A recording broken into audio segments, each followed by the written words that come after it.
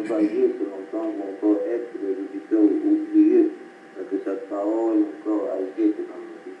Ta parole encore apporte des transformations dans nos vies. Que ta parole apporte des choses nouvelles dans nos vies. Au nom puissant de Jésus-Christ, nous sommes en prière. Père, nous voulons te recommander ton serviteur encore. Tu peux utiliser ce soir pour nous parler, Seigneur. Toi, Seigneur, dont tu m'envoies, tu connais au cœur, Seigneur. Toi, tu sais ce dont nous avons besoin, Père. Oui, Seigneur, on dit nous prendre commandement encore sur notre serviteur. Oui, Seigneur, guide le Dieu encore, Seigneur, on dit notre roi. Seigneur, on dit notre laisse encore que ton esprit encore parle à travers de lui, Seigneur, on dit notre roi. Que la chair te plaise, Seigneur, on dit notre roi. Au nom puissant de Jésus-Christ, Seigneur, on dit notre roi. Oui, Père éternel, laisse encore que ta parole, Seigneur, on dit notre roi, nous transforme, Seigneur. Laisse encore ta parole que nous allons écouter ce soir, Seigneur, notre change de vie au nom puissant de Jésus-Christ, Seigneur. Oui, Père éternel, nous ne voulons pas être des auditeurs oubliés, Seigneur. Que ta parole encore, Seigneur, de Dieu, comme un rôle soit gravé encore dans nos cœurs au nom puissant de Jésus-Christ, Père.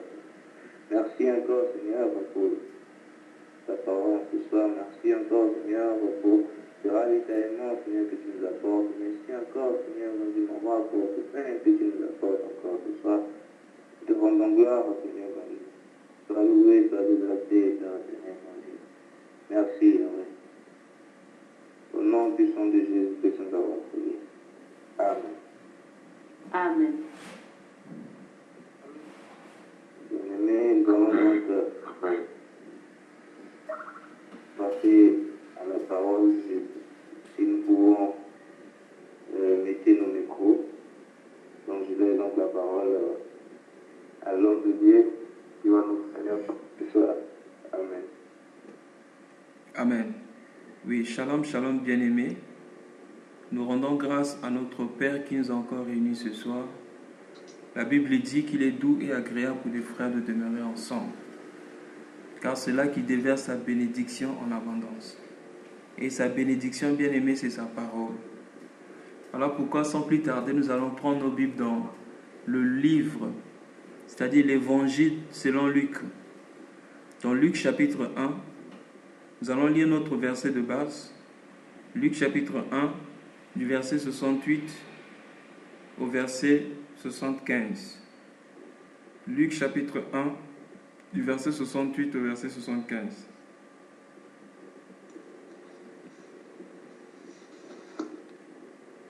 Luc 1, verset 75 au verset 78. Non, Luc chapitre 1, du verset 68 au verset 75. 68 à 75. Béni soit le Seigneur, le Dieu d'Israël, de celui qu'il a visité, de ce qu'il a visité et racheté son peuple, et nous a suscité un puissant sauveur dans la maison de David, son serviteur, comme il avait annoncé par la bouche de ses saints prophètes des temps anciens, un sauveur qui nous délivre de nos ennemis et de la main de tous ceux qui nous haïssent. C'est ainsi qu'il manifeste sa miséricorde envers nos pères et se souvient de sa sainte alliance, selon le serment par lequel il a juré à Abraham, notre père, de nous permettre, après que nous serions délivrés de la main de nos ennemis, de le servir sans crainte, en marchant devant lui dans la sainteté, dans la justice, tous les jours de notre vie. Amen. Amen. Oui, bien-aimés dans le Seigneur, Amen. depuis avant-hier, nous étions en train de parler de Jésus-Christ qui nous délivre de nos ennemis. Et nous avions dit qu'il existe 3 sortes d'ennemis. Ce sont des ennemis spirituels. Si le Seigneur Jésus n'avait pas été reçu en Israël, reconnu comme prophète ou le sauveur par ses frères les Juifs, c'est parce que eux, ils attendaient un sauveur qui devait certainement les libérer de la puissance ou de la domination romaine. Mais le Seigneur est venu pour nous libérer d'abord des ennemis spirituels, parce que les ennemis spirituels sont plus dangereux que les ennemis physiques. Et avant-hier, nous avons parlé du premier ennemi qui est le monde. Et hier, nous avons parlé de la chair.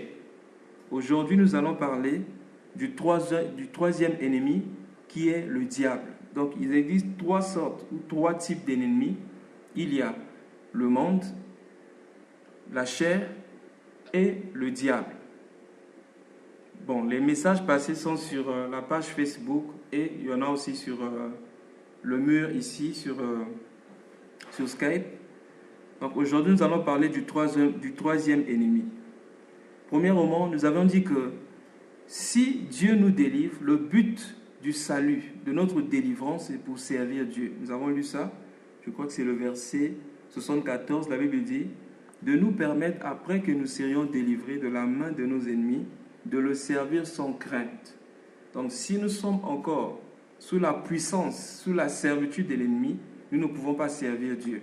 C'est ainsi que lorsque Dieu envoya Moïse délivrer les enfants d'Israël en Égypte, Moïse dit à Dieu, « Seigneur, mais quel sera le signe? Quel est le signe qui montre que c'est toi qui m'envoies? Si je parle aux anciens d'Israël, Dieu dit, je serai avec toi. Lorsque tu sortiras avec ce peuple, vous me servirez sur cette montagne. » Donc, ce qui montre que nous avons été délivrés par Dieu, c'est lorsque nous servons le Seigneur. Servir Dieu ne signifie pas seulement prêcher l'évangile ou encore... En tout cas, servir Dieu, c'est lorsque nous donnons notre vie totalement au Seigneur. C'est là le service. Le reste vient après. Et la Bible dit, pourquoi Dieu nous sauve en marchant devant lui, verset 75, dans la sainteté et la justice. Non pas le jour de la célébration de la Pâque ou de la Pentecôte, mais tous les jours de notre vie. C'est pourquoi, lorsque Jésus parlait aux Juifs dans Jean chapitre 8, le verset 32, il dit, vous connaîtrez la vérité et la vérité vous affranchira. Les Juifs ont dit, nous sommes de la maison d'Abraham et nous n'avons jamais été esclaves de personne. Comment peux-tu dire vous serez libres? Jésus a dit, celui qui est esclave du péché, celui qui commet le péché est esclave du péché. Et ensuite il dit, si le Fils vous affranchit, vous serez réellement libres. Donc, au temps de Jésus, les Juifs étaient sous la domination romaine. Et les pharisiens étaient tout le temps dans le temple. Mais les pharisiens étaient sous la puissance du péché. Ces gens n'arrivaient pas à vivre de façon sainte devant Dieu. Cela est démontré dans l'histoire de la femme adultère. La Bible dit que les pharisiens avaient apporté une femme devant Jésus. Et ils ont dit à Jésus, la loi de Moïse nous ordonne de lapider de telles femmes. Et Jésus va dire que celui d'entre vous qui n'a pas de péché jette la première pierre. Et ils étaient tous condamnés dans leur cœur, du plus grand jusqu'au plus petit. Et la Bible dit, ils sont tous partis. Pour montrer que c'était des gens qui vivaient sous la puissance du péché. Mais ces gens-là ne voyaient pas l'ennemi invisible, qui était la chair. Et hier, nous avons parlé de la caractéristique, ou encore des caractéristiques qui diffèrent. Ce qui diffère le chrétien charnel du chrétien spirituel. Le chrétien charnel, c'est celui qui cherche Dieu simplement pour des choses charnelles. Le manger, le boire, etc. Comme nous avons lu l'histoire de Jacob. Et nous avons aussi dit que les chrétiens charnels ou les enseignements charnels, ce sont des enseignements qui font appel à la loi de Moïse. L'établissement de la façon dont les gens donnaient des offrandes, par exemple, dans la loi, comme la dîme, les offrandes de culpabilité, les offrandes d'Isaac, tel qu'on l'a créé aujourd'hui, l'argent qu'on donne à la fin de l'année, l'offrande de l'action de grâce de l'année, etc. Et nous avons dit que ça sont les œuvres de la loi. Or, la loi était l'ombre des choses à venir, mais la réalité est en Christ. Nous avons présenté la chair dans plusieurs domaines dans la vie des chrétiens. Nous avons pris l'exemple de l'église de Corinthe. L'église de Corinthe, c'était une église qui était remplie de dons spirituels. Et lorsque nous avons lu 1 Corinthiens chapitre 1, je crois que c'est le verset 5 ou 7 là-bas, on dit que rien ne manquait à l'église de Corinthe. Ils étaient remplis de la connaissance de la parole de Dieu, du témoignage de Jésus. Mais les Corinthiens manquaient quelque chose. Ce que les Corinthiens manquaient, c'était l'amour. Ils n'avaient pas compris que le centre de la vie chrétienne, c'était d'abord l'amour. Car Jésus a dit, « Je vous donne un nouveau commandement, aimez-vous les uns les autres. » Et l'apôtre Paul, comprenant cela, en écrivant la lettre aux Corinthiens, dans 1 Corinthiens chapitre 13, il dit, je peux être capable de parler les langues des hommes, avoir la foi pour déplacer les montagnes, le don de guérison. Mais si je n'ai pas l'amour, je ne suis rien. Et l'apôtre Paul a présenté beaucoup de choses. Comment reconnaître aussi un chrétien charnel? Les chrétiens charnels, c'est des gens qui marchent selon la chair. Ils ne marchent pas selon la foi, mais les chrétiens charnels marchent selon la vue, selon ce qu'ils voient, selon ce qu'ils pressentent et selon ce qu'ils ressentent. Or, les chrétiens spirituels, ce sont ceux-là qui marchent selon la foi, selon la parole de Dieu. Donc, bien aimé, on ne va pas y revenir. Nous allons donc parler aujourd'hui du troisième ennemi. Alors, sans plus tarder, nous allons prendre le livre de Pierre, 1 Pierre chapitre 5, et nous allons lire du verset 6 au verset 9. 1 Pierre chapitre 5, du verset 6 au verset 9. 5, 6 à 9. Humiliez-vous donc sous la puissante main de Dieu, afin qu'il vous élève au temps convenable. Déchargez-vous sur lui de tous vos soucis, car lui-même prend soin de vous. Soyez sobre, veillez, votre adversaire, le diable, rôde comme un lion rugissant, cherchant qui il dévorera. Amen. Amen. Amen. Résistez-lui avec une foi faible, sachant que les mêmes souffrances sont imposées à vos frères dans le monde. Ok, si le frère peut aussi prendre Jacques chapitre 4, le verset 7. Jacques 4, verset 7. 6 à 7, s'il te plaît. Soumettez-vous. Ok, mon frère. Il accorde, au contraire, une grâce plus excellente. C'est pourquoi l'Écriture dit: Dieu résiste aux orgueilleux, mais il fait grâce aux humbles. Soumettez-vous donc à Dieu, résistez au diable, et il fera l'un de vous. Amen. Amen. Amen. Bien aimé, lorsqu'on a commencé ce message, nous avons dit que les ennemis invisibles sont plus dangereux que les ennemis visibles. Et la Bible nous parle ici d'un ennemi. On dit que le diable, c'est notre adversaire. Et il est important de savoir que le diable, c'est un esprit d'abord. Le diable, c'est un esprit. Voilà pourquoi la Bible dit dans Éphésiens chapitre 6. Lorsqu'on lisons au verset 11 à 12, je lis rapidement, la Bible dit: revêtez-vous de toutes les armes de Dieu, afin de pouvoir tenir ferme contre les ruses du diable. Car nous n'avons pas à lutter contre la chair et le sang, c'est-à-dire contre les hommes, mais contre les dominations, contre les autorités, contre les princes de ce monde des ténèbres, contre les esprits méchants dans le lieu céleste. Donc le diable bien-aimé, c'est un esprit. Et un esprit, pour frapper, a besoin de se revêtir d'un corps. Le corps, ça peut être un corps spirituel, mais ça peut aussi être un corps physique qu'on peut voir. C'est très important. On voit les œuvres du diable dans Genèse chapitre 3. Nous devons retenir que en Jean chapitre 3, verset 8, la Bible dit: le Fils de l'homme est venu précisément pour détruire les œuvres des ténèbres. Mais quelles sont les œuvres des ténèbres? Dans Genèse chapitre 3, la Bible dit au verset 1: le diable et le serpent était le plus rusé de tous les animaux qui se trouvaient dans le champ. Et le serpent va dire à la femme: est-ce que Dieu a-t-il réellement dit? Si nous pouvons aller rapidement dans Genèse chapitre 1 et Genèse chapitre 3, du verset 1 jusqu'au verset 6. Disons la parole dans Genèse chapitre 3, le verset 1 au verset 6. La Bible dit ceci: le serpent était le plus rusé de tous les animaux des champs que l'Éternel Dieu avait fait. Il dit à la femme: Dieu a-t-il réellement dit: vous ne mangerez pas de tous les arbres du jardin? La femme dit au serpent: nous mangeons du fruit des arbres du jardin.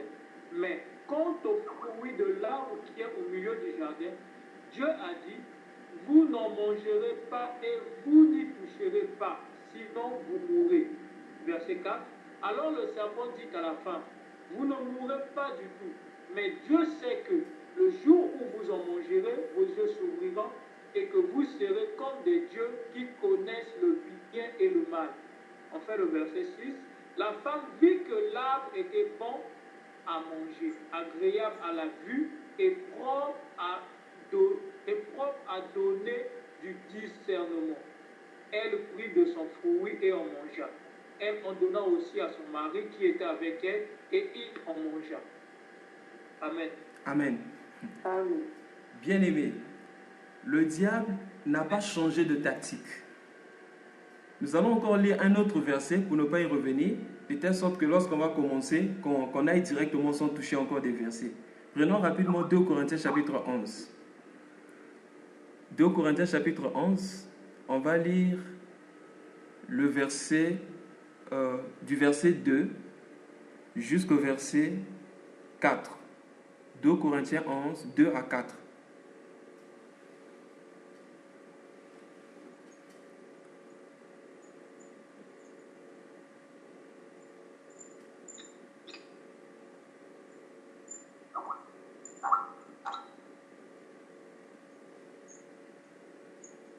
Corinthiens 11, 2 à 4.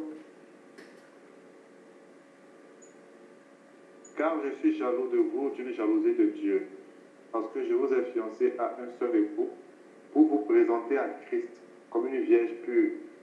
Toutefois, de même que le serpent séduisit Ève par sa ruse, je crains que vos pensées ne se corrompent et ne se détournent de la simplicité à l'égard de Christ. Car si quelqu'un vient vous prêcher un autre Jésus que celui que nous avons prêché, ou si vous recevez un autre esprit que celui que vous avez reçu, ou un autre évangile que celui que vous avez embrassé, vous le supportez forever. Amen. Amen. Amen. Qu'est-ce qu'on remarque? Le diable n'a pas changé de tactique. Et l'apôtre Paul, bien-aimé, c'était un prophète.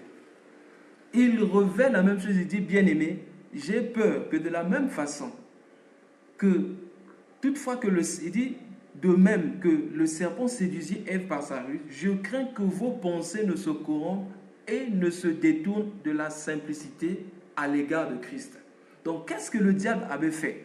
Le diable avait simplement détourné les pensées d'Ève, qui étaient focalisées sur Dieu, en tournant ses pensées vers elle-même. C'est là qu'on a commencé à adorer l'ego. Alors, remarquons bien ce qui s'est passé dans le jardin. La première des choses, quand le diable vient dans la vie d'une personne, le diable commence toujours par créer un doute à la parole de Dieu. La Bible dit, est-ce que Dieu a-t-il réellement dit? Bien aimé, quand nous commençons à douter de la parole de Dieu, nous commençons déjà à accepter le mensonge du diable. Est-ce que Dieu a-t-il réellement dit que vous ne mangerez pas de tous les arbres du jardin? Et la femme répondit, nous mangeons du fruit de l'arbre du jardin. Mais quant au fruit de l'arbre qui est au milieu du jardin, Dieu a dit, vous ne mangerez point et vous ne toucherez point. Qu'est-ce qu'on remarque? Dieu avait parlé simplement du manger. Mais ici, nous voyons que la femme a ajouté quelque chose. Dieu n'avait pas parlé de toucher, mais Dieu avait simplement parlé du manger. Or, que dit le livre de l'Apocalypse? Que par rapport à la parole de la prophétie, nous ne devons pas ajouter à la parole de Dieu, ni retrancher quelque chose de la parole de Dieu. Quand on ajoute quelque chose, ce n'est plus la parole. Quand on retranche, ce n'est plus encore la parole. C'est comme bien aimer une recette. Quand on fait on a une recette, par exemple, de la nourriture. Si on dit c'est 2 grammes de sel, si tu mets 3 grammes de sel, tu fausses tout le plat. Si tu mets demi-gramme de sel ou encore 1 gramme de sel, tu fausses tout le plat. Mais il faut mettre exactement la chose telle que cela a été demandé. C'est comme bien aimer les calculs mathématiques. Si on dit 2 fois 2 c'est 4, toi on dit 2 fois 2 tu mets 4,1, tu as déjà faussé les calculs. C'est comme ça aussi avec la parole de Dieu. Si nous ajoutons quelque chose à la parole de Dieu, bien aimé, nous faussons. Si nous retranchons quelque chose de la parole de Dieu, nous faussons aussi. Alors, qu'est-ce que la Bible dit? Au verset 4, le serpent dit à la femme, vous ne mourrez point. Donc, quand le diable vient dans notre vie, il va venir, la première des choses qu'il va chercher à toucher, c'est toucher la parole de Dieu. Nous dire le contraire de ce que Dieu a dit. Certains vont nous faire dire ce que le monde dit. Voilà pourquoi, bien aimé, nous ne sommes pas ce que le monde dit que nous sommes, mais nous sommes ce que Dieu dit que nous sommes. Le diable dit, vous ne mourrez point. Regardez maintenant le verset 5. Mais Dieu sait que le jour où vous en mangerez, vos yeux s'ouvriront et que vous serez comme des dieux, connaissant le bien et le mal. Qu'est-ce que le diable voulait injecter dans le cœur de l'homme, dans le cœur d'Ève? C'est que Dieu est égoïste. Il vous prive de sa gloire. Donc à chaque fois que, bien aimé, le diable va venir dans notre vie pour chercher à nous séduire, il va chercher à nous montrer que Dieu n'est pas bien, à nous montrer que Dieu est injuste. Donc à chaque fois que nous serons en train de penser, un tel a eu ceci, moi je n'ai pas eu ceci, bien aimé, c'est une pensée qui vient de l'enfer, c'est une pensée qui vient du diable. Et le diable n'a point changé. Or, qu'est-ce que la Bible nous dit? Nous devons nous contenter de ce que Dieu nous donne. En réalité, c'était l'esprit qui était dans le diable lui-même. La Bible présente dans Ésaïe chapitre 14 le diable. On dit que, dans Ésaïe chapitre 14, on va voir la chute du diable. Qu'est-ce qui a fait que le diable soit chuté de la présence de Dieu? On va préparer, si le frère Frélin va préparer Ézéchiel 28, le frère Gauthier va préparer Ésaïe chapitre 14. Ézéchiel 28, du verset 14 en descendant, Ésaïe 14, du verset 12 au verset 15. Ésaïe 14, verset 12 à 15. Que voilà ton fils, Asli, fils de l'aurore, tu es abattu à terre, toi, le vainqueur des nations. Tu disais en cœur, je monterai au ciel, j'élèverai mon trône au-dessus des étoiles de Dieu, je m'assierai sur la montagne de l'assemblée, à l'extrémité du septentrion, je monterai sur le sommet des nuées, je serai semblable au trèfle, mais tu as été précipité dans le séjour de mort, dans les profondeurs de la fosse. Amen. Amen. Ézéchiel 28, si le frère Frélin est déjà là. Oui, Ézéchiel 28, à partir du verset 14. La Bible déclare, tu étais un chérubin protecteur, aux ailes déployées. Je t'avais placé et tu étais sur la sainte montagne de Dieu. Tu te promenais au milieu des pierres ardentes. Tu as été intègre dans tes voies. Depuis le jour où tu fus créé, jusqu'à celui où l'injustice a été trouvée chez toi. Par l'importance de ton commerce, tu as été rempli de violence et tu as péché. Je t'ai exclu de la montagne de Dieu et je te fais disparaître, chérubin protecteur, du milieu des pierres ardentes. Verset 17. Ton cœur est devenu arrogant à cause de ta beauté. Tu as corrompu ta sagesse par ta splendeur. Je te jette par terre. Je te livre en spectacle au roi. Verset 18. Par la multitude de tes fautes, par l'injustice de ton commerce, tu as profané tes sanctuaires. J'ai fait sortir du milieu de toi un feu qui te dévore. Je te réduis en cendres sous la terre, aux yeux de tous ceux qui te regardent. Tous ceux qui te connaissent parmi les peuples sont dans la désolation à cause de toi. Tu seras un objet d'épouvante. Tu seras plus jamais rien. Amen. Amen. Merci bien-aimé. Ça, ces passages que nous venons de lire parlent de ce qui s'est passé avant que Dieu ne puisse créer Adam et Ève. Qu'est-ce qui se trouvait dans le cœur du diable? En réalité, Lucifer, c'était un chérubin protecteur. Il vivait dans la présence de Dieu. Mais ce qui a fait que Dieu le bannisse de sa présence, c'est parce que Lucifer ne voulait pas se contenter du peu que Dieu lui avait donné. Voilà pourquoi il est allé plus loin. Dans Ésaïe chapitre 14, au verset 14, dit « Je monterai sur le sommet des nuées, je serai semblable au Très-Haut. » Donc il voulait égaler Dieu. Donc c'est le même esprit que le diable a injecté dans la vie de la femme d'Adam d'Ève. Il dit, Dieu sait que le jour où vous allez manger le fruit, vous serez comme des dieux. Or lui, avant que Adam et Ève ne soient créés, il voulait être comme Dieu. Or, tout celui qui cherche à devenir comme Dieu, Dieu le précipite. Parce que Dieu ne partage pas sa gloire avec un homme. Donc, bien aimé, quand le diable vient dans notre vie, la première des choses qu'il fait, c'est nous faire croire, nous faire penser que Dieu est injuste. Ce que Dieu nous a donné est peu. ce que Dieu nous a donné. Nous ne pouvons pas nous contenir par rapport à ça. Certainement, Dieu a donné plus que ce qu'il devait nous donner à une autre personne. Dieu est égoïste, Dieu est injuste. Donc, à chaque fois que, bien-aimé, dans notre pensée, une telle pensée se lève dans notre pensée, nous devons savoir que ce sont les attaques de l'ennemi. Nous avons lu tout à l'heure que le diable rôde autour de nous comme un lion rugissant, cherchant qui dévorer. Mais qu'est-ce que nous devons faire? Nous devons lui résister avec une foi ferme. Comment? Par rapport à la parole de Dieu. Donc, quand le diable vient dans une vie bien-aimée, la première des choses, il te fait douter de la parole de Dieu. La deuxième des choses, il te fait douter de l'amour de Dieu. À chaque fois que nous aurons la pensée que Dieu ne nous aime pas, Dieu est contre nous, c'est une pensée qui vient de l'ennemi. Et si nous acceptons ce mensonge-là, bien-aimé, il nous a pris dans ses bras. Il nous a pris déjà dans son coin. Le diable pourra facilement nous frapper. C'est pourquoi la Bible dit, nous devons être armés de toutes les armes de Dieu. La Bible dit, revêtez-vous de toutes les armes de Dieu, afin que nous soyons capables de lutter contre les attaques du malin. Sans les armes, on ne peut pas être fort, on ne peut pas être à mesure de lutter contre les attaques du malin. Donc nous voyons ici, lorsque le diable s'est présenté à Adam et Ève, qu'est-ce que le diable a fait? La première des choses, il a fait douter de la parole de Dieu.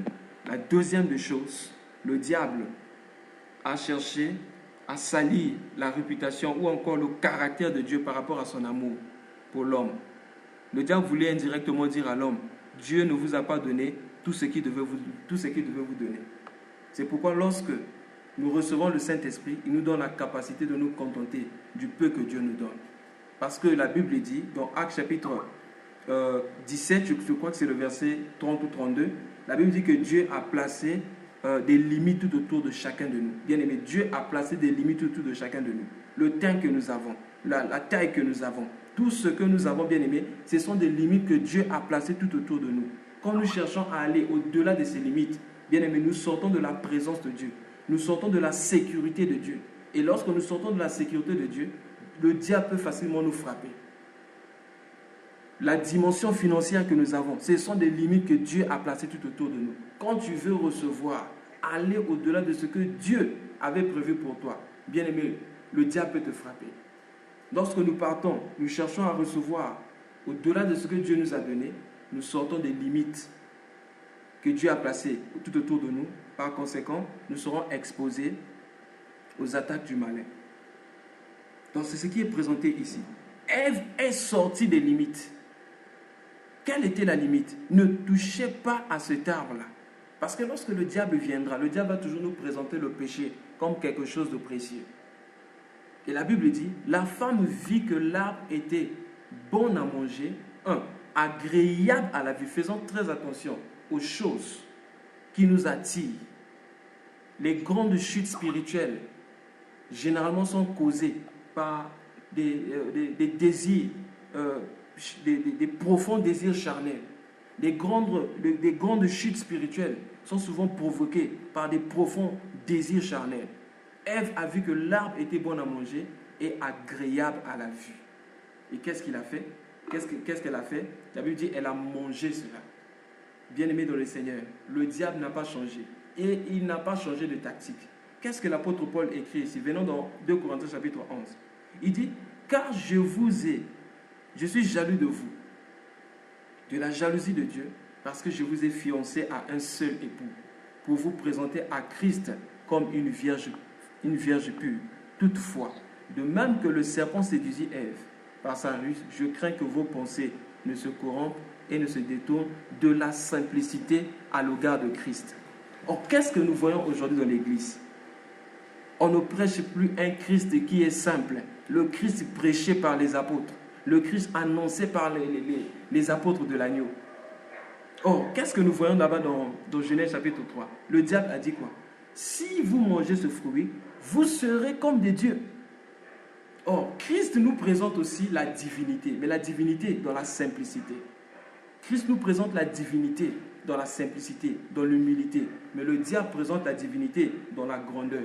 Et c'est ce qui a infiltré, bien aimé, l'Église en ces temps de la fin.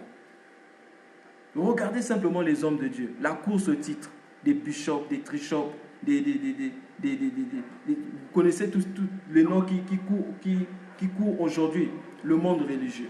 C'est la course au nom. Bishop, archibishop, général, maréchal, colonel, etc. Alors que Christ nous présente un Dieu simple. Quand Jésus-Christ a présenté par exemple la divinité, comment le Seigneur a présenté la divinité? Dans Matthieu chapitre 5. Comment le Seigneur a présenté la divinité, le caractère de Dieu? Matthieu chapitre 5. Prenons les 5 derniers versets. Matthieu chapitre 5, les 5 derniers versets.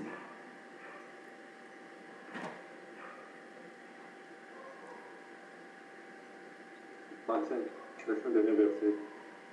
Vous avez appris qu'il a été dit, tu verras ton prochain, tu haïras ton ennemi. Mais moi je vous dis, aimez vos ennemis. Bénissez ceux qui vous maudissent, faites du bien à ceux qui vous haïssent, et priez pour ceux qui vous maltraitent et qui vous persécutent, afin que vous soyez fils de votre Père qui est dans les cieux.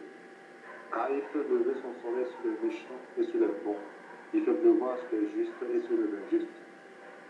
Si vous aimez ceux qui vous aiment, quelle récompense méritez-vous? Les publicains aussi n'agissent-ils pas de même? Si vous saluiez seulement vos frères, que faites-vous d'extraordinaire? Les païens aussi n'agissent-ils pas de même? Soyez donc parfaits, comme votre Père céleste est parfait. Amen. Amen. Voilà comment le Seigneur présente le Père. Le Seigneur vient avec un évangile. Le diable aussi, en ces temps de la fin, vient aussi avec un évangile. On présente Dieu simplement, chercher à être comme Dieu dans la grandeur. Avec l'évangile aujourd'hui, l'évangile de la prospérité. Où on dit, celui qui a reçu l'approbation de Dieu, on justifie la reçue dans le ministère par le fait d'acheter des jets privés, de construire des grosses maisons, avoir beaucoup d'argent, etc. Mais le Seigneur présente le Père ici dans l'humilité, dans le caractère par rapport à l'amour. Il dit, vous avez appris qu'il a été dit, aimez vos ennemis, bénissez ceux qui vous maudissent, priez pour ceux qui vous persécutent. Et la Bible lui dit, soyez parfaits comme votre Père est parfait. Mais qu'est-ce qui est enseigné dans l'église aujourd'hui? Il y a même des gens qui envoient le feu sur des sorciers. Ça, c'est quel évangile? C'est un évangile bien-aimé qui vient droit de l'enfer. C'est de ça que l'apôtre Paul est en train de dire. On a perdu la simplicité à l'égard de Christ. Les hommes de Dieu ne peuvent même plus tenir leur Bible. Ils veulent se comporter comme les ministres des finances du monde, les ministres de ceci. Quand il faut aller au culte, ils viennent toujours en retard. Et quand ils font leur entrée dans la salle de l'église, ils doivent rentrer avec une offrande créée par eux-mêmes, l'offrande d'acclamation. Et on dit, bien aimé, il faut honorer on dit ça, c'est honorer doublement l'homme de Dieu. Ça vient où? Ça vient d'où? Ça vient de l'enfer. Or, qu'est-ce que la Bible dit? Le mystère de l'iniquité agit déjà. Il faut que celui qui le retient ait disparu afin qu'il n'apparaisse qu'en son temps. Le mystère de l'iniquité est déjà là. Il est déjà en train d'agir, bien aimé, dans l'église. Parce que le diable sait. Le diable ne peut pas toucher l'église de l'extérieur. Mais qu'est-ce que le diable va faire? Le diable va chercher à toucher l'église de l'intérieur. Parce que s'il touche l'intérieur, il va facilement voir l'église. Et comment toucher l'église de l'intérieur? En changeant la parole de Dieu. En envoyant ces ministres qui prêchent le message, les messages qui concernent purement le matériel, l'évangile du matériel. Venez à Jésus, vous aurez ceci, vous aurez des voitures, vous aurez beaucoup, on cite beaucoup de choses. Mais le Seigneur a dit, soyez parfaits comme votre Père est parfait. Comment? Si quelqu'un t'a fait du mal, pardonne. La Bible dit, aimez vos ennemis. Priez pour ceux qui vous maltraitent. Priez pour ceux qui vous persécutent. Aimez ceux qui ne vous aiment pas. C'est ça l'évangile. La simplicité à l'égard de Christ, l'humilité, la vie de Jésus, la paix de Jésus. Jésus-Christ, même lorsqu'il vivait au milieu de ses disciples, c'était quelqu'un qui était effacé. On ne pouvait même pas le reconnaître. Mais de nos jours, dès que tu rentres dans une église, vous verrez un trône devant là-bas. Il y a maman pasteur et papa pasteur. Le roi et la reine qui sont assis devant, comme la reine d'Angleterre et son mari.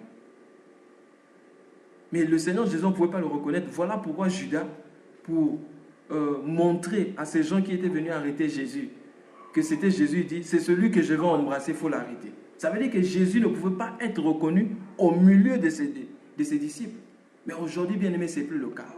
Parce qu'on a perdu la simplicité de l'évangile à cause de Christ. Et cela, on appelle ça de nos jours double honneur. Bien aimé dans le Seigneur, le diable n'a pas changé ses tactiques. Quand le diable vient, il nous fait douter de la parole de Dieu. 2, il nous présente un Dieu simplement pas par rapport à son caractère, par rapport à l'humilité, mais un Dieu dans la grandeur. On va imiter Dieu et chercher à dépasser même Dieu. Voilà pourquoi de nos jours, il y a la course au titre. Voilà pourquoi de nos jours, il y a même des gens, il y a un type à Kinshasa, lui n'est plus homme de Dieu, lui il est devenu homme de Dieu. Le frère Paul sait de qui je parle. Il n'est plus homme de Dieu, il est devenu homme de Dieu. Bien aimé, quand le diable vient aussi dans notre cœur, on doit faire très attention. Il ne s'agit pas seulement des hommes de Dieu. Même nous, bien aimés, à chaque fois que nous serons contents de ce que nous avons, nous nous sentons plus que quelqu'un d'autre. Ça, c'est l'esprit du diable. Car lorsque nous avons lu dans Ésaïe chapitre 14, qu'est-ce qu'il a dit? Je m'élèverai au-dessus des étoiles. Lui-même, il était une étoile. Il dit, je m'élèverai au-dessus des étoiles. Tout esprit qui nous pousse à chercher à être au-dessus des autres, que ce soit en beauté, en intelligence, en langage, en connaissance, n'importe quoi, en don spirituel, c'est un esprit qui vient du diable. Car la Bible dit, dans Philippiens chapitre 2, du verset 2, je crois que la sœur Annette avait donné la sœur Carmen avait donné ce passage la fois passée, il dit, je vous conjure par les compassions de Dieu. Qu'est-ce que l'apôtre Paul dit? D'avoir un même sentiment, un même amour, une même âme. Il dit que l'humilité vous fasse regarder les autres comme étant au-dessus de vous-même. Et après, il dit, imitez Jésus-Christ, ayez en vous les sentiments qui étaient en Jésus-Christ. Étant en forme de Dieu, il n'a pas voulu se faire égal avec Dieu, mais il s'est humilié lui-même. Voilà la différence. Le diable, c'est une créature. Il n'était pas égal à Dieu, mais il a voulu se faire égal avec Dieu. Mais quant au Seigneur Jésus-Christ, lui, il était égal à Dieu. Il n'a pas voulu se faire égal avec Dieu, mais il s'est humilié lui-même. Et si nous avons l'esprit de Christ en nous, cet esprit-là va toujours nous emmener à nous humilier nous-mêmes. Bien-aimés dans le Seigneur, le diable est un ennemi très dangereux. Et le diable est spirituel. Il va agir en utilisant les hommes physiques. Alors, généralement, le diable, quand il veut frapper les chrétiens, il utilise 3 moyens. 3 moyens que le diable, généralement, utilise pour frapper les chrétiens. Le premier moyen, c'est la culpabilité. Le deuxième moyen, c'est la peur. Le troisième moyen, il y a la culpabilité, la peur et le découragement. Voilà les 3 moyens que le diable utilise. Parce que la Bible dit, le diable rôde tout autour de nous comme un lion rugissant. Or, j'ai suivi bien aimé le documentaire. Qu'est-ce que j'ai compris? Lorsque le lion attaque, quand le lion attaque par exemple les antilopes, qu'est-ce qu'il fait? Ou encore les bœufs, qu'est-ce qu'il fait? Il s'arrange à ce qu'il y ait un bœuf qui s'écarte de la foule, qui s'écarte du troupeau afin de l'attraper. C'est comme ça que le lion fait. Donc, le diable utilise les mêmes tactiques lorsqu'il veut frapper les chrétiens. Et il utilise généralement ces 3 moyens. La culpabilité, la peur et le découragement. S'il arrive à nous avoir dans ces 3 dimensions, il nous a écartés de la communion fraternelle, la communion des saints, parce que lorsque nous sommes ensemble, bien aimé, le diable ne peut pas frapper. Voilà pourquoi même dans une famille, dans un couple, lorsque le diable veut frapper, il touche à la relation du couple. Quand vous ne vous entendez pas, là le diable peut passer, il va frapper. Dans une église, il crée la division pour frapper, c'est comme ça qu'il fait. Alors, comment le diable utilise généralement la culpabilité? La culpabilité, c'est lorsqu'on se sent coupable, on se sent indigne devant Dieu. Du coup, on n'aura pas la foi lorsque nous allons prier. Il peut nous arriver, par exemple, de pécher, par exemple. Tu as fait un péché dans le passé, mais tu connais le passage de 1 Jean chapitre 1, verset 9 qui dit, lorsque nous confessons nos péchés, il est juste et fidèle pour nous les pardonner. Mais tu vois, tu sens quelque chose en toi qui te dit, ah non, toi tu n'es pas pardonné. On dirait que tu n'as pas été pardonné. Ce que tu as fait est trop fort. Dieu ne peut pas te pardonner par rapport à cela. Et ça, c'est un moyen que le diable utilise. C'est un mensonge du diable. Si quelque chose de pareil se lève dans ton cœur, bien-aimé, lève-toi, commence à prier. C'est un esprit. Déclare ce que la Bible déclare. La Bible dit, si nous confessons nos péchés, il est juste et fidèle pour nous les pardonner. Par conséquent, mon passé est passé. Bien-aimé, plusieurs personnes ne peuvent pas avancer aujourd'hui dans la vie parce qu'ils gardent toujours leur passé avec eux. Bien-aimé, si tu gardes ton passé avec toi, ton passé va détruire, va paralyser ton présent et va détruire ton avenir. Pour que Dieu change ton présent, tu dois te débarrasser de ton passé et regarder au futur. Pourquoi? Parce que ce que Dieu a placé devant toi est plus important. Ce que toi tu as vécu dans le passé et ce que tu vis maintenant. Lisons un passage dans Ésaïe chapitre 43, versets 18 à 19. S'il y a un bien-aimé là, nous parlons de la culpabilité. Ésaïe chapitre 43, du verset 18 au verset 19. Verset 43, 18 à 19. Ne pensez plus aux événements passés et ne considérez plus ce qui est ancien. Voici, je vais faire une chose nouvelle sur le point d'arriver. N'en connaîtrez-vous pas? Je mettrai un chemin dans le désert et des fleuves dans la solitude. Amen. Amen. La Bible dit ne pensez plus aux événements passés. Pourquoi penses-tu à ton passé? Ne considérez plus ce qui est ancien. Ce qui est passé est passé. Voici, je vais faire une chose nouvelle sur le point d'arriver. Regardez bien ce que la Bible dit. Vous ne connaîtrez-vous pas? Je mettrai un chemin dans le désert. Ça veut dire quoi? Là où il n'y a pas de chemin. Là où tu vois qu'il ne peut pas avoir de chemin. Là où la science s'est arrêtée. Là où l'intelligence de l'homme s'est arrêtée. Si tu acceptes seulement de te débarrasser du passé, Dieu est capable de tracer un chemin là où il n'y a pas de chemin. C'est ce que la Bible dit ici. Il dit, voici, je vais faire une chose nouvelle sur le point d'arriver.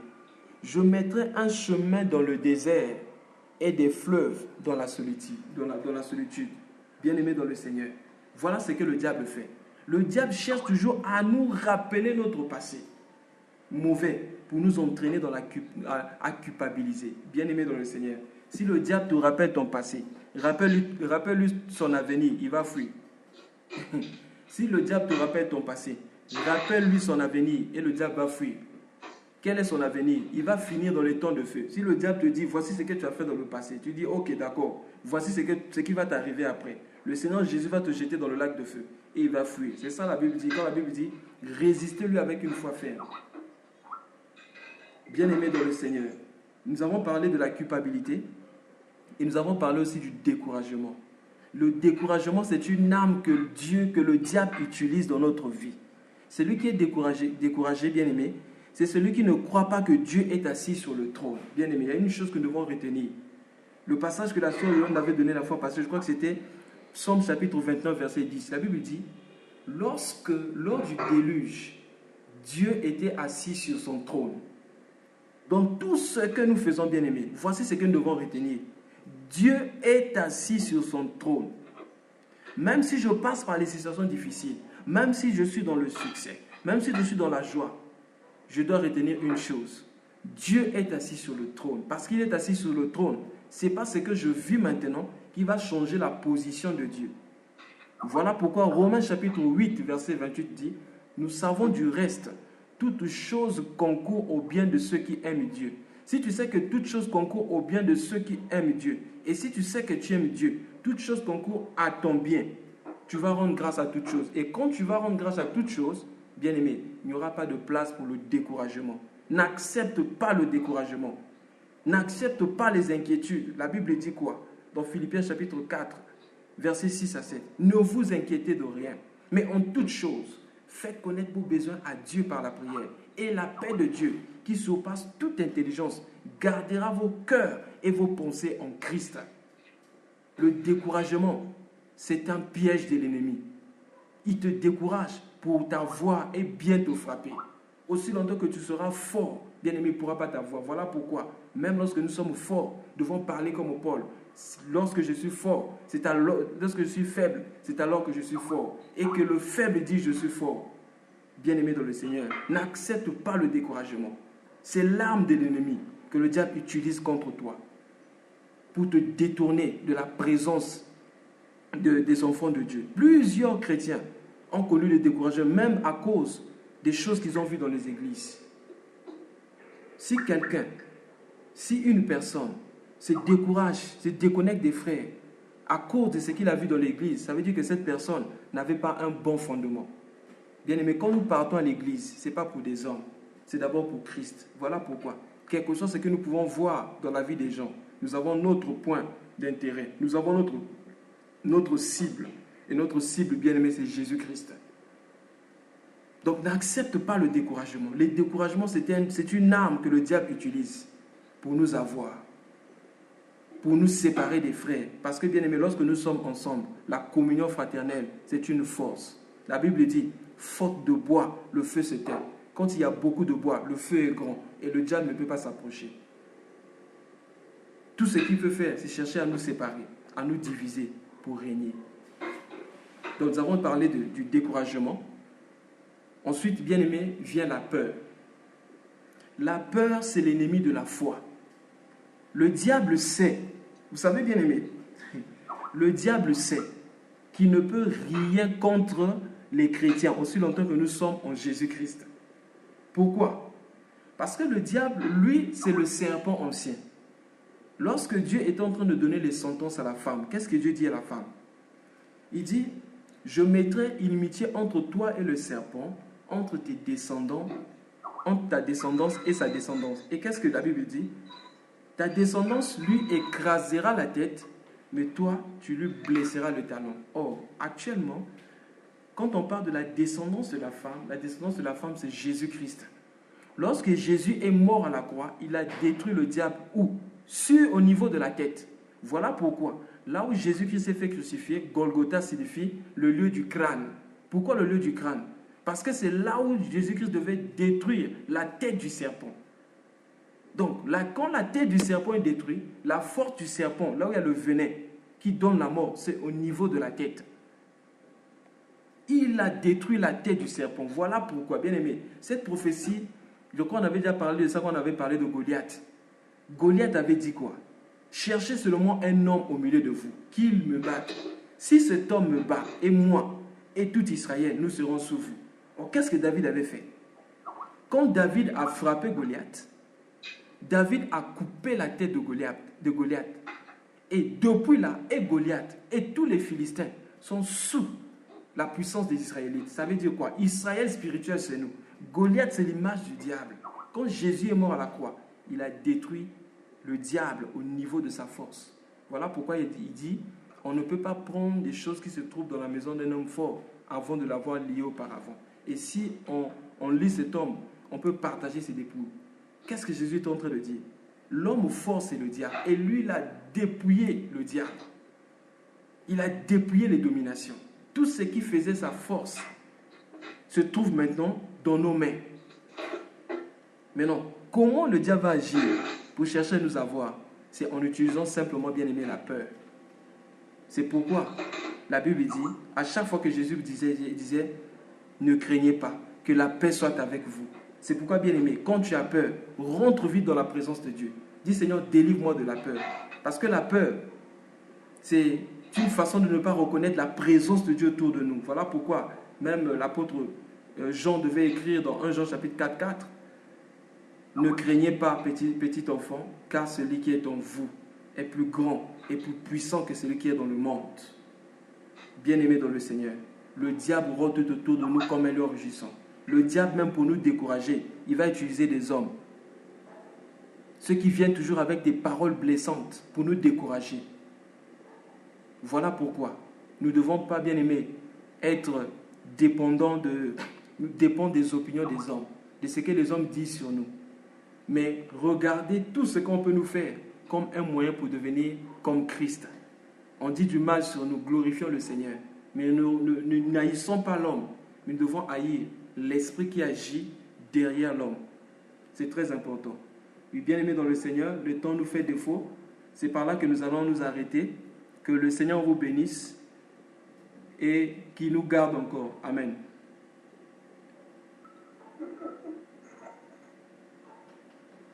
Non, l'éternel attendait encore. En tout cas, vraiment que Dieu soit loué. Merci beaucoup, frère, pour cette parole. ton nom puissant que nous venons de recevoir encore. Que la gloire, que l'honneur revienne au Seigneur, que Dieu te bénisse également, frère. Nous allons donc baisser nos têtes dans la prière et dire merci au Seigneur pour ce puissant message qu'il a permis que nous puissions écouter encore ce soir. Gloire au Seigneur. Éternel, nous voulons encore dire merci, Père, pour ce message que tu nous as encore accordé ce soir. Oui, Père éternel, merci pour ta parole encore que tu as permis que nous puissions écouter. Merci encore pour ton serviteur que tu as utilisé pour nous parler ce soir. Oh Père éternel, merci pour tout, Seigneur mon Dieu. Merci pour le paiement, Seigneur. Toi qui connais nos cœurs, Seigneur, tu sais pourquoi, Seigneur, pourquoi tu as de la part du Seigneur ce soir. Chacun de nous, en fonction de son cœur, Dieu sait ce dont il a besoin, encore Dieu sait ce dont chacun de nous a besoin. Il est vrai, nous avons reçu, on a écouté notre frère, mais chacun de nous a reçu différemment. Chacun de nous a reçu selon la part que Dieu veut que chacun reçoive. Alors nous allons prier pour cette part que nous avons reçue de la part du Seigneur. Nous devons, le Seigneur, le diable que tu cherches à faire dans nos vies, c'est nous amener à pouvoir encore rechercher encore plus, à pouvoir à ne pas se contenter de ce que l'Éternel nous donne. Or, de aimer la parole Dieu nous dit que toute chose que Dieu fait est grande. Or, si nous savons que toute chose que l'Éternel fait est grande, cela veut dire que même si pour nous, nous pensons que cela est petit, mais lorsque nous avons dans notre pensée, lorsque nous savons que cela vient de Dieu, nous devons nous mettre en tête que cela est grand. Peut-être selon les yeux physiques, cela semble petit, mais toute chose, la parole de Dieu encore, qui est la parole qui est la. Donc nous allons également prier le Seigneur.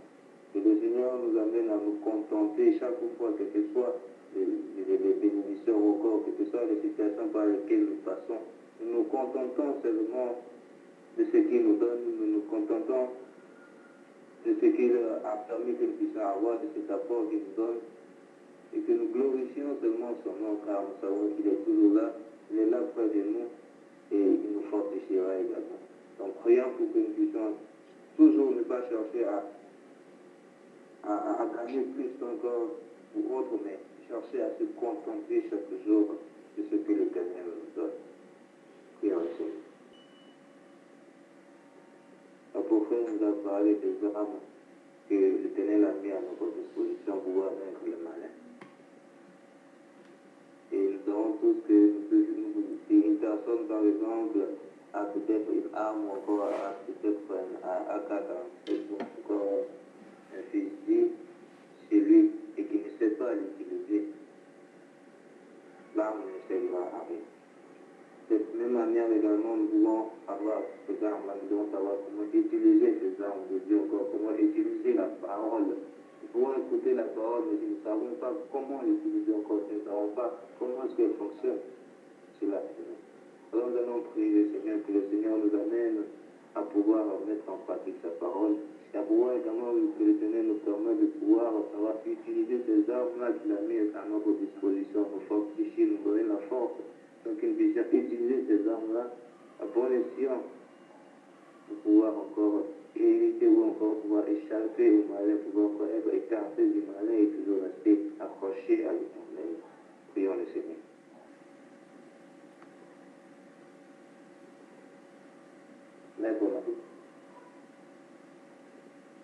Le Seigneur, afin que le Seigneur nous aide à vaincre la peur, le découragement, également la culpabilité lorsqu'ils sont à nos portes, lorsque nous nous sentons découragés, lorsque nous avons une certaine peur, encore lorsque nous nous sentons coupables, nous disons comme encore le prophète a dit, que ce soit peut-être un verset encore, que ce soit un témoignage encore, vous pensez, tout cela nous édifie réellement.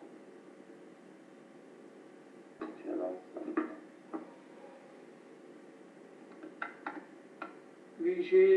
choses à ajouter par rapport au message. Bon, quelques passages aussi à donner et quelques édifications. Lorsque j'ai écouté ce que notre bien-aimé a dit aujourd'hui et ce qu'il avait dit le jour passé, il y a une chose, bien-aimé, qui a attiré mon attention. Le bien-aimé Tchewa a fait allusion aux armes pour lesquelles que nous devons, les armes que nous devons utiliser. Cela veut simplement dire qu'il y a un combat ou bien une bataille. Parce qu'on n'utilise que les armes lorsque nous sommes dans un combat. Alors, premièrement, il y a une chose que nous devons savoir, bien-aimés, que l'ennemi, c'est celui qui t'engage dans un combat ou bien dans une bataille. L'ennemi, c'est celui qui ne veut pas du bien pour toi, c'est-à-dire qui veut que le mal puisse t'arriver. Donc, le Frère Tchewa a parlé des trois ennemis, c'est-à-dire des trois différents ennemis, mais ce soir, il nous a parlé du diable qui est l'un des trois ennemis dans nos vies. Donc, ce que j'ai pu retenir et que j'aimerais partager avec le groupe, c'est que l'ennemi, il nous engage dans un combat. Nous devons savoir dès maintenant, dès lors que nous avons donné notre vie à Christ, nous sommes engagés déjà dans une bataille. Donc ça, c'est la première idée, la première chose que nous devons savoir, que nous sommes déjà engagés dans une bataille. Alors, qu'est-ce que le Seigneur nous dit? La Bible nous donne cette responsabilité-là dans la victoire sur notre ennemi. La victoire que nous pouvons avoir sur notre ennemi est donnée par notre, c'est-à-dire est donnée et sous notre responsabilité. Nous allons lire la Bible dans Éphésiens chapitre 4, verset 27.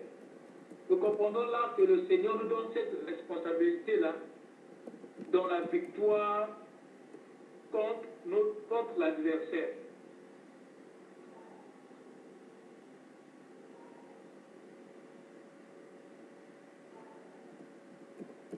Éphésiens chapitre 4, verset 27.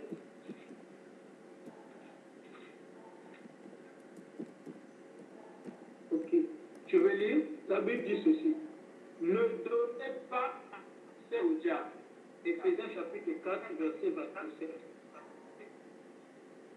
Ne donnez pas accès au diable.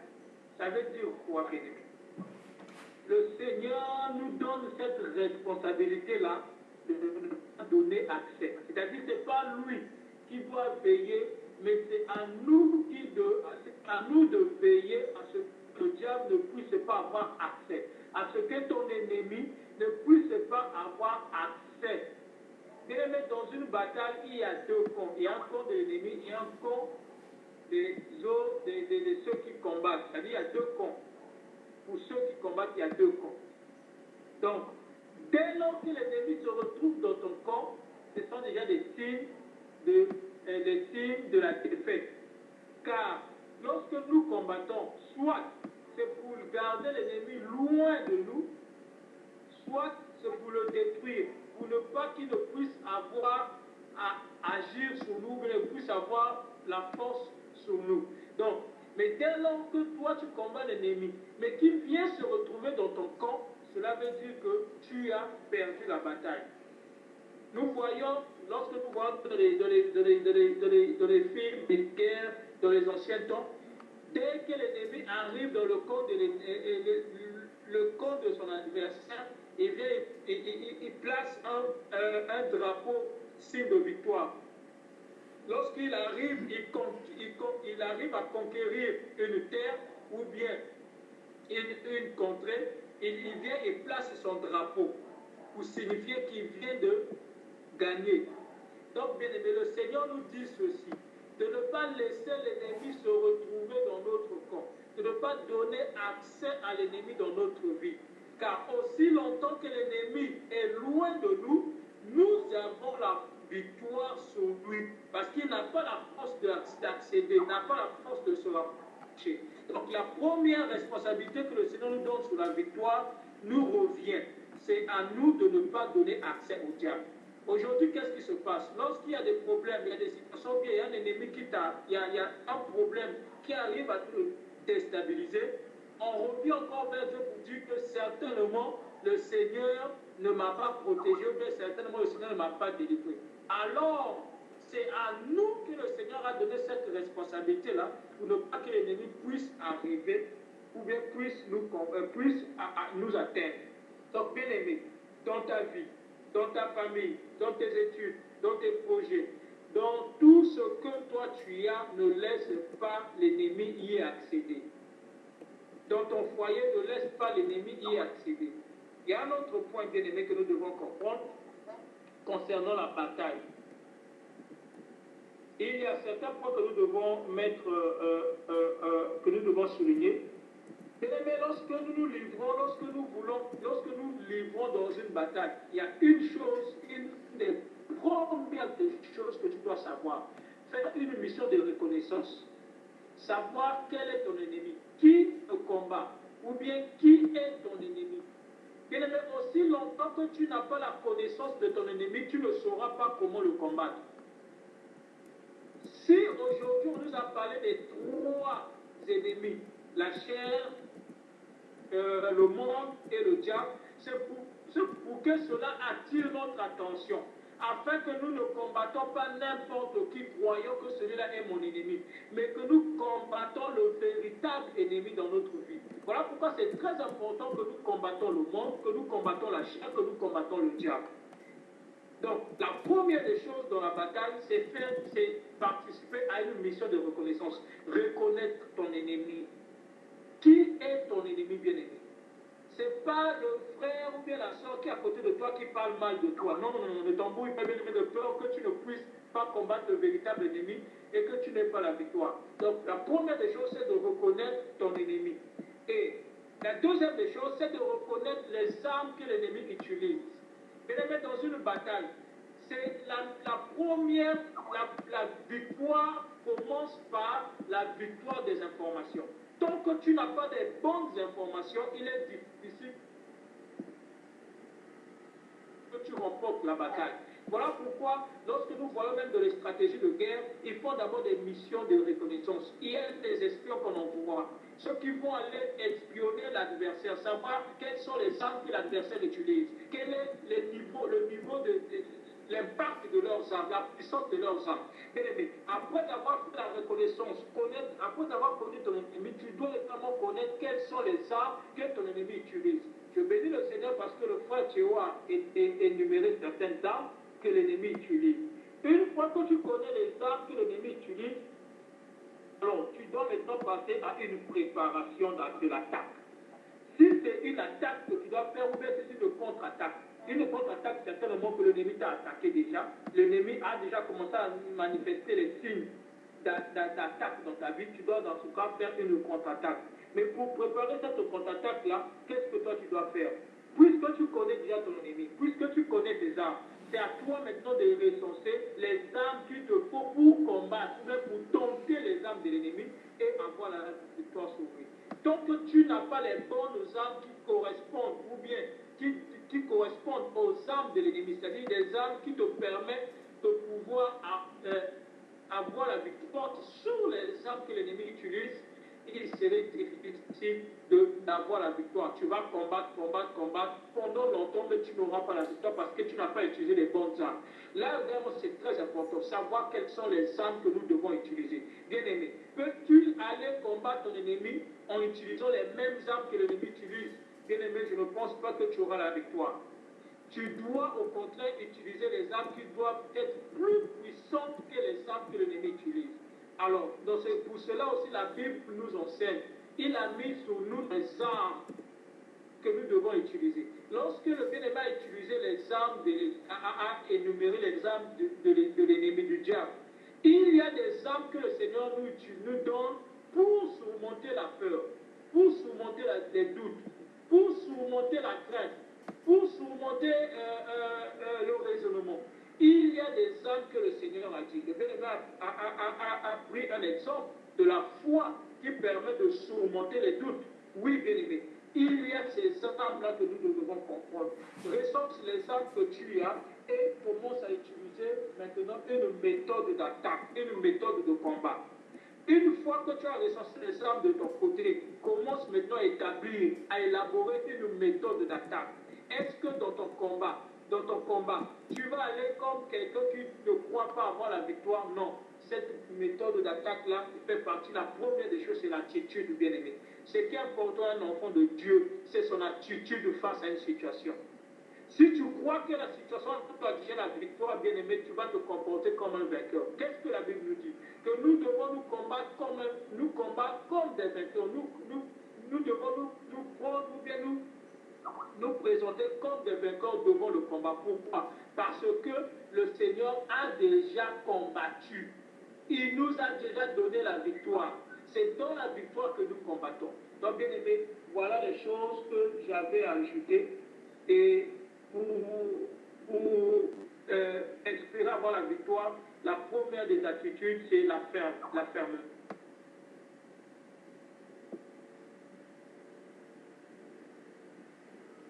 Il faut que tu persévères tant que la bataille.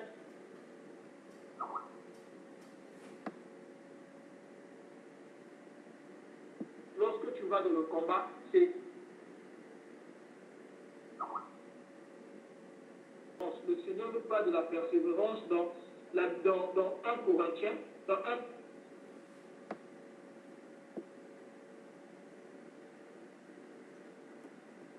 Une des armes que le Seigneur a mis dans notre vie, lorsque nous lirons dans Éphésiens,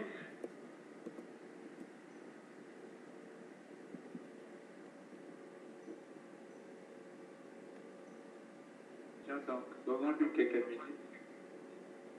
La première connexion, en attendant qu'il vienne, il y a un beau-frère ou encore une professeur qui a développé le Je bénis Dieu pour ce que le Frère Théo nous a enseigné ce soir, ainsi que les ajouts du bien-aimé Frélan. Le bien-aimé Théo nous a pris l'écriture dans Ézéchiel 28 et on voit un mot qui se répète 2 fois là-bas.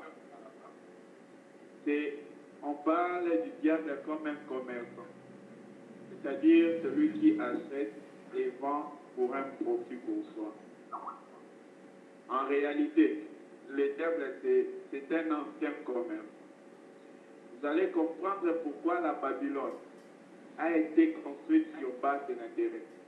C'était un centre commercial au milieu de tout. Bien aimé, parce que la source de Babylone, c'est le diable lui-même. Voilà pourquoi aujourd'hui, bien aimé, tout ce qui est attrait au commerce, je parle du commerce en deux domaines. Bien aimé, dans les domaines spirituels, ceux qui achètent et vendent auprès d'eux. Parce que nous avons une telle adresse où nous allons acheter. C'est là où Jésus a parlé des femmes, des vierges, pour qu'elles aillent acheter de l'huile.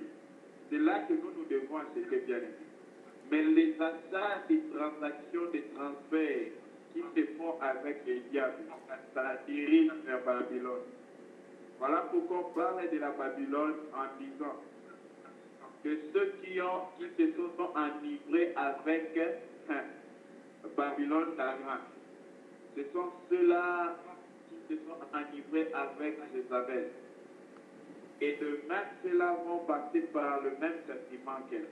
Voilà pourquoi nous autres bien-aimés, nous devons être très éveillés par rapport à cela.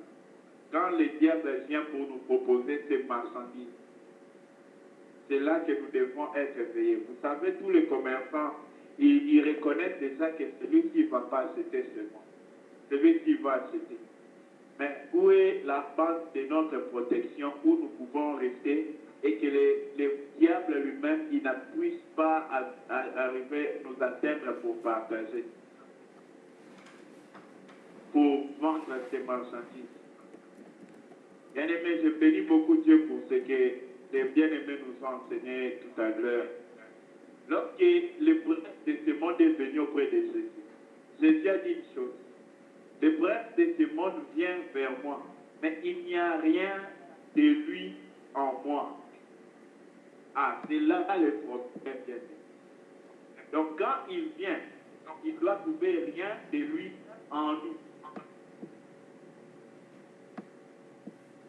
Et autre chose, bien aimé, il y a une adresse où le diable ne peut pas arriver. Premièrement, parce que cette adresse est son contraire, son opposé. C'est là où il y a l'amour et l'humilité. Le diable peut tout faire, mais il ne pourra jamais devenir humble. Le diable peut faire toute manigance qu'il peut. Il peut faire des miracles, même faire descendre du feu du ciel sur la terre. Mais pour pouvoir devenir plein d'amour ou aimer, ce n'est pas dans, ça ne va jamais se produire en lui. C'est impossible. Bien aimé, quand il voit ces choses dans un homme, le diable sait qu'il ne peut rien contre lui, il ne peut pas en lui, parce qu'il n'a pas un lieu où fouler sa plante de pied afin d'agir contre celui-là. Il y a deux personnes dont le diable a peur. Premièrement, ce sont les hommes. Deuxièmement, les gens qui ne lui donnent aucune plante, aucun lieu où fouler sa plante de pied. C'est ainsi que Jésus a dit, il vient contre moi, mais il n'y a rien de lui en moi. Or, quand il veut entrer pour agir contre nous, bien, il doit trouver un piste d'atterrissage. Aucun avion de l'ennemi ne peut apporter les soldats s'il ne foule les sols ni dans les airs de ce pays-là. Il doit arriver dans ce pays.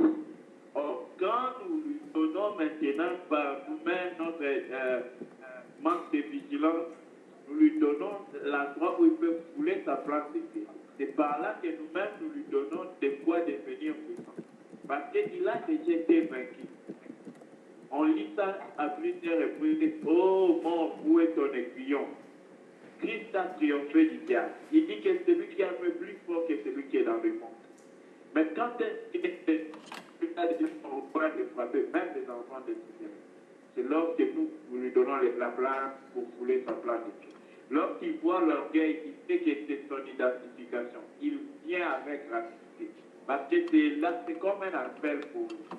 Lorsqu'il voit la haine, voilà pourquoi nous ne cessons de répéter. Quand l'autre te haït, le plus grand bien que tu peux faire pour toi-même, c'est de l'aimer, d'aimer celui-là qui t'haït. Parce que si tu les haïs en retour, les diables trouvent la place de bien en toi pour venir t'attaquer. Il haït parce qu'il est sous les œuvres des ténèbres et il agit par les ténèbres. Mais toi, tu n'agis pas par les ténèbres. Tu ne peux pas vaincre sa haine par la haine. Voilà pourquoi les frères nous ont dit qu'on ne peut pas combattre les diables par ses armes. Donc, bien aimés, nous devons demeurer dans l'humilité et dans l'amour. C'est par là que nous parvenons à vaincre. Alors, une autre chose qu'il faut faire, c'est de rappeler souvent au diable qu'il a été vaincu. Bien aimé, même quand il te convainc que tu souffres, que tu es dans les problèmes, rappelle-lui, dis, oui, je souffre, mais toi, tu as été vaincu sur la croix. On doit lui rappeler cela constamment, lui rappeler qu'il a été vaincu, parce que quand le diable sait qu'il a été vaincu, bien aimé, il sait qu'il est paralysé en peur. Il ne peut pas venir comme il pouvait sans ça. Nous devons lui faire voir que Christ a triomphé sur la croix et il n'a plus rien contre nous. Bien aimé, ce n'est pas avec notre propre évidence, ce n'est pas avec nos forces que nous disons cela, mais c'est parce que celui qui est plus grand que celui-là qui est dans ce monde est en nous. Il vit en nous, il agit en nous. Étant de notre côté, bien aimé, de qui aurons-nous encore peur? Si nous confessons réellement qu'il a triomphé du diable. Voilà pourquoi, bien aimé, nous devons être éveillés. Et juste pour souligner quelque chose que le bien-aimé Dieu a dit, on va prendre Galates 3, 16. Il a parlé de la postérité de la femme. Alors, on va prendre sur ce verset, Galates 3, 16, pour préciser qui est la postérité de la femme. Et il a dit que la postérité de la femme écrasera la tête du serpent. Galates 3, verset 16. Or, les promesses ont été faites à Abraham et à sa descendance, au singulier. Il n'est pas dit aux descendants. comme s'il s'agissait de plusieurs. Mais quand il s'agit d'une seule descendance, il a dit à sa descendance, c'est-à-dire à Christ. Dans la postérité de la femme qui écrase la tête du diable, qui l'a écrasé déjà, c'était Jésus-Christ sur la croix. Mais maintenant, sa victoire, il ne suit pas de ça seul. Il nous appelle à entrer dans sa victoire. Comment? En nous débarrassant des œuvres du diable qui rendent les faibles qu'il est fort. Nous devons donc nous débarrasser de toutes ces œuvres afin que nous, bien-aimés, quand il n'y aura pas de haine, de jalousie, de querelles, de disputes, d'animosité, toutes ces choses qui viennent du malin, nous pourrons bien-aimés, fuir de cette promesse, entrer et demeurer dans celui qui a triomphé du diable. Merci beaucoup. De Dieu, lorsque la peur de nous faire faillir. Heureusement, la sœur n'est pas là, mais je vais apporter ma contribution par rapport à cette question. Il y a une manière de triompher de la peur.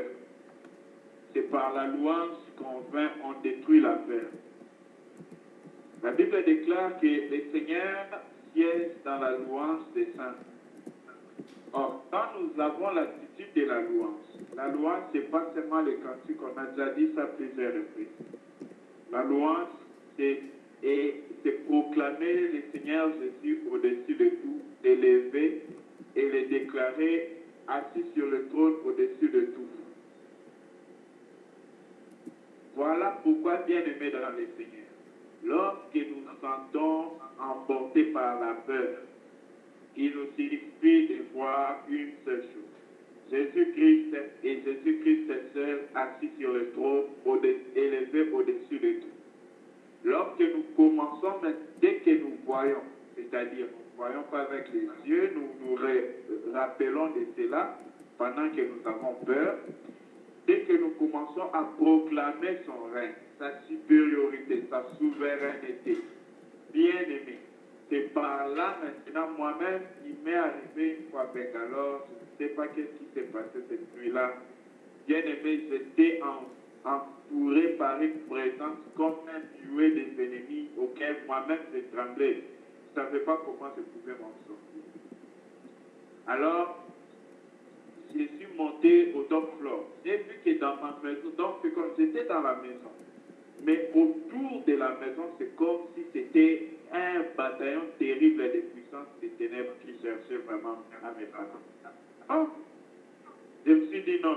Comme j'avais l'habitude de prier au top floor chez nous là, je suis monté là-bas pour prier. Je me suis agenouillé. J'ai commencé à chanter des cantiques. Bien aimé, je vous dis, je chantais comme ça en tant qu'un homme physiquement. Mais je vous dis, la puissance qui y avait autour de moi, j'ai senti une présence se dégager loin de moi. C'était terrible, terrible. Je vous dis, je n'avais même pas prié en un seul mot. Mais j'ai chanté des cantiques de louange, comme ça, tout ferme en moi-même, bien aimé. Ce jour-là, j'ai expérimenté la puissance de la louange. Voilà pourquoi, bien aimé, proclamons le règne du Seigneur Jésus-Christ. Déclarons son règne, déclarons sa souveraineté, assis au-dessus de toute la puissance, au-dessus de tout ce qu'il y a, au-dessus de tout ce qui dépasse notre intelligence, au-dessus de tout ce qui peut confondre même ce qu'on voit devant nos yeux, tout ce qui peut même surprendre nos yeux, ne peut jamais dépasser tout, jamais les surprendre. Voilà pourquoi déclarons son règne. Quand nous faisons cela, le diable fuit. Parce que quand Dieu siège, il n'y a pas de roi dans les cieux. Là où Dieu siège demain, si c'est dans nos vies, par nos lèvres, dans nos cœurs, le diable ne peut pas siéger pendant qu'il se suit. Voilà pourquoi établissons les règnes de Dieu par la louange. Ayons cette attitude de louange pendant la journée, dans nos cantiques, dans nos paroles, dans tout ce que nous sommes. Merci beaucoup.